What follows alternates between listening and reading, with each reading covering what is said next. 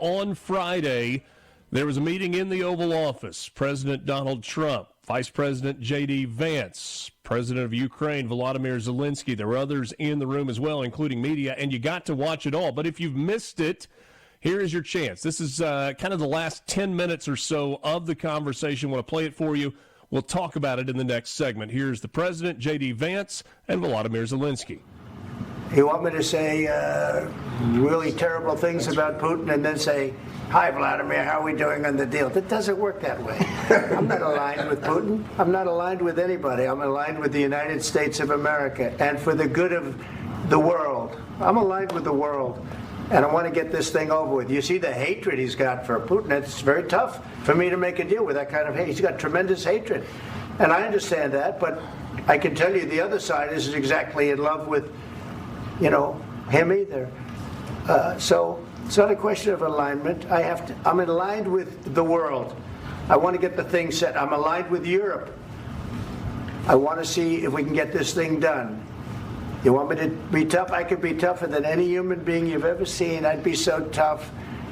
But you're never going to get a deal that way, so that's the way it goes. All right, one more question. Hey, I want to respond to this. So look, for 4 years in the United States of America, we had a president who stood up at press conferences and talked tough about Vladimir Putin, and then Putin invaded Ukraine and destroyed a significant chunk of the country. The path to peace and the path to prosperity is maybe engaging in diplomacy. We tried the pathway of Joe Biden of thumping our chest and pretending that the President of the United States' words mattered more than the President of the United States' actions. What makes America a good country is America engaging in diplomacy. That's what President Trump is doing. Can I ask you?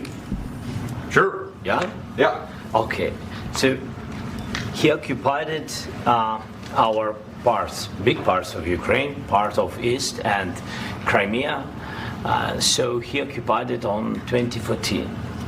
So during a lot of years, so I'm not speaking about just Biden, but those time was Obama, then President Obama, then President Trump, then President Biden, now President Trump, and God bless, now President Trump will stop him. But during 2014, nobody stopped him. He just occupied and took. He killed people. You know what the contact 2015.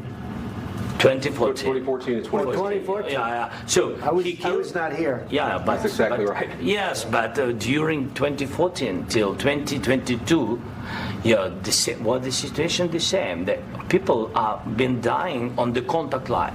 Nobody stopped him. You know that we had conversations with him, a lot of conversations, my bilateral conversation, and we signed with him. Me, like a new president, in 2019, I signed with him the deal. I signed with him, Macron and Merkel. We signed ceasefire. All of them told me that he will never go. We signed him with gas contract. Yes, but after that, he broken this ceasefire. He killed our people, and he didn't exchange prisoners. We signed the exchange of prisoners, but he didn't do it. What kind of diplomacy, JD, you are speaking about? What do you mean? I'm talking about the kind of diplomacy that's going to end the destruction of your country. Yes, but if you Mr. President, with respect, I think it's disrespectful for you to come into the Oval Office and try to litigate this in front of the American media. Right now, you guys are going around and forcing conscripts to the front lines because you have manpower problems. You should be thanking the President for trying to bring it into this conflict. Have you ever been to Ukraine that you say what problems we have? I have been to. Count once. I've actually watched and seen the stories, and I know what happens is you bring them on a propaganda tour, Mr. President. Do you disagree that you've had problems bringing people into your military? And do you think that it's respectful to come to the Oval Office of the United States of America and attack the administration that is trying to prevent the destruction of your country? A lot of questions. Let's start from the beginning. Sure. First of all, during the war, everybody has problems, even you, but you have nice ocean and don't feel now, but you will feel it in the future. God bless. You don't know that. God bless. God bless. You will not have war. Don't tell us what we're going to feel. We're trying to solve a problem. Don't tell us what we're going to feel. I'm not telling you. Because you're in no position to dictate that. That's exactly what you're doing. You're in no position to dictate what we're going to feel. We're going to feel very you will good. Feel influence. We're going to feel very good and very strong. You will feel influence. You're right now not in a very good position. You've allowed yourself to be in a very bad position, and he happens to be right about it. From the very beginning of the war. You're not in a good position. You don't have the cards right now. With us, you start having cards. Right now, you don't. You're playing cards. You're playing cards. You're gambling with the lives of millions of people. You're gambling with World War III. You're gambling with World War III. And what you're doing is very disrespectful to the country, this country, that's backed you far more than a lot of people said they should have. Have you said thank you once? This entire meeting? No, in this entire meeting, have you said thank you? Today. You went to Pennsylvania and campaigned for the opposition in October. Offer some words of appreciation for the United States of America and the president who's trying to save your country. Please, you think that if you will speak very loudly about the war, He's not speaking loudly. He's not speaking loudly. Your country's in big trouble. Can I Wait a answer? minute. No. You've done a lot of talking. Your country is in big trouble. I know. You're not winning. I know. You're not winning this. You have a damn good chance of coming out okay because of us. Mr. President, we are staying in our country, staying strong from the very beginning of the war. We've been alone, and we are thankful. I said thanks you haven't in been this alone. cabinet, You and haven't not been only alone. in this cabinet. We gave you, through this stupid president, $350 billion. You voted we gave for you your military president. equipment, You and you voted men for are your brave, president. but they had to use our military. What about If you didn't have our military equipment, if you didn't have our military equipment, this war would have been over in 2 weeks. In 3 days, I heard it from Putin. In 3 days, this is something Maybe new. less. In 2 weeks, of course, yes. It's going to be a very hard thing to do business like this. Again, I tell you. just say thank you. I said a lot of times to American people. Accept that there are disagreements, and let's go litigate those disagreements rather than trying to fight it out in the American media when you're wrong. We know that you're wrong. But you see, I think it's good for the American people to see what's going on. I understand, sir. I think it's very important. That's why I kept this going so long. You have to be thankful. You don't have the cards. You're buried there. Your people are dying. You're running low on soldiers. Listen, you're running low on soldiers. It would be a damn good thing. And then you tell us, I don't want a ceasefire. I don't want a ceasefire. I want to go, and I want this.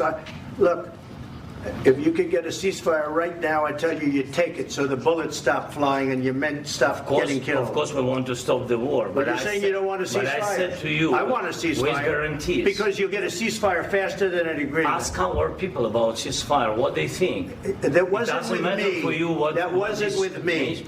That was with a guy named Biden, who was not a smart person. That was with Obama. It was your president. Excuse me. That was with Obama, who gave you sheets, and I gave you javelins. Yes. I gave you the javelins to take out all those tanks. Obama gave you sheets. In fact, the statement is Obama gave sheets and Trump gave javelins. You got to be more thankful, because let me tell you, you don't have the cards. With us, you have the cards.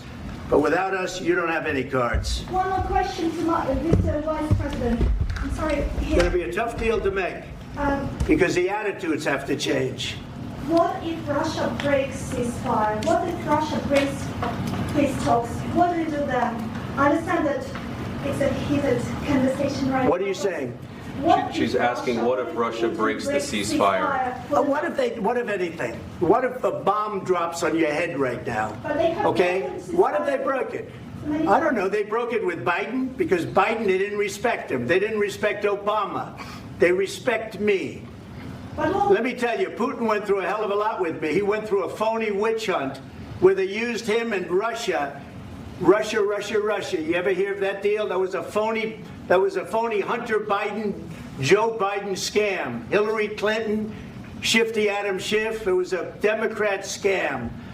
And he had to go through that. And he did go through it. We didn't end up in a war.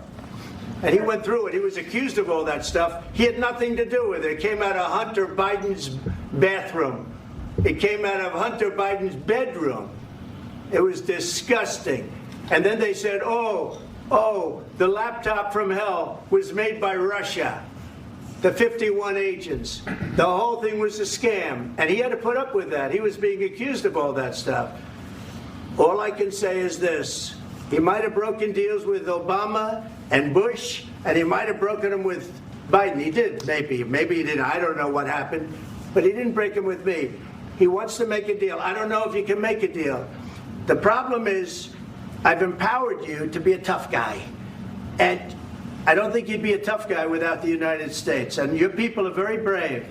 But you're either going to make a deal or we're out. And if we're out, you'll fight it out. I don't think it's going to be pretty, but you'll fight it out.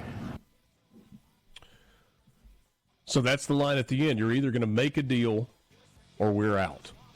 And it may not be pretty. There is a lot to unpack from that 10 minutes. We'll try to do some of that when we come back.